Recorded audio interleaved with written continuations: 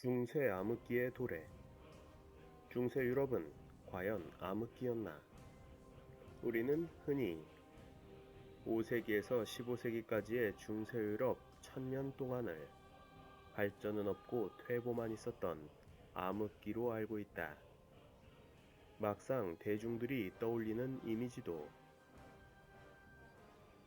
마녀사냥, 포악한 기사들, 영주들의 초약권, 이런 부풀려진 이야기들이 대부분이다. 하지만 실제로 중세 역사를 들여다보자면 억울한 측면이 있다. 아무리 고대 로마가 찬란했고 르네상스 이후에 근대 시대가 화려했다 한들 인류 문명이 어떻게 1000년이란 세월 동안 전혀 발전이 없었을까? 인간은 학습의 동물이지 않은가? 세대를 거듭하면서 후손들은 조상 세대보다 더 나은 기술을 가지고 더 나은 물자를 만들어 가야만 정상이다. 사실 우리나라도 아무리 헬주선 하더라도 삼국, 고려, 조선 전기 후기로 갈수록 조금씩 더 발전해온 것이 사실이다.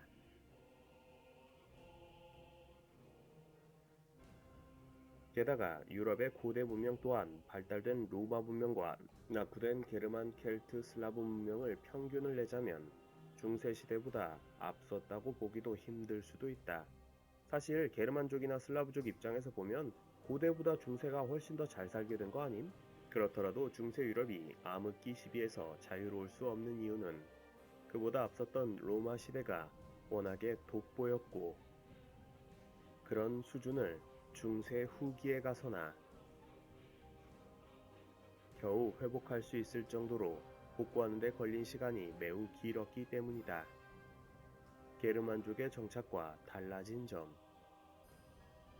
5세기 후반 유럽은 아비규환이 따로 없었다. 게르만족이 쇠락한 로마 제국을 여기저기 들쑤시고 유린하고 다녔던지라 로마 제국 전역은 기근, 전염병, 약탈, 전쟁 등이 끊일 날이 없었다. 그래서 당시 사람들은 이렇게 한탄했다.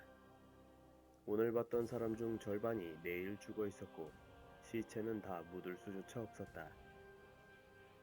그리고 제국이 결국 멸망하자 게르만족들은 대거 로마 제국 내부로 거처를 옮기는데 희한하게도 모든 도시들이 서로 약속이나 하듯 동시다발적으로 크게 쇠락하고 활기를 잃고 만다. 가장 큰 이유는 게르만인들이 도시에 대해 무지했기 때문이다. 도시 관리를 어떻게 해야 되는지, 문명의 길을 어떻게 다뤄야 하는지 거의 몰랐기 때문이다. 따라서 편의시설의 규모는 대폭 줄어들고 삶의 질 또한 열악해질 수밖에 없었다. 로마 문명의 빛나는 산물이었던 하수도 시설은 곧 쓰레기로 가득 차 마비되고 하수 처리가 당최 되지 않았고 상수도관은 파괴되어 사람들은 다시 우물을 파서 지하수를 먹으며 살아갔다. 가옥들도 점점 초라해져서 사람들은 오두막집에서 살아야 했다. 게다가 게르만족들은 로마 건축물들을 닥치는 대로 부쉈다.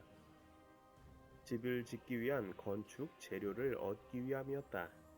오늘날의 예를 들자면 동네에 조그만 빌라 한 동 짓겠다고 코엑스몰이나 63빌딩을 부숴서 자재를 가져간 것과도 같았다. 급기야 게르만족들은 저 유명한 콜로세움마저 건축 자재를 얻겠다고 파괴하기 시작했다. 그러더니 나중엔 콜로세움을 거대한 쓰레기 잡으로 사용했다. 아, 이거 움푹하게 생긴 게 딱 쓰레기 버리면 좋게 만들어졌네.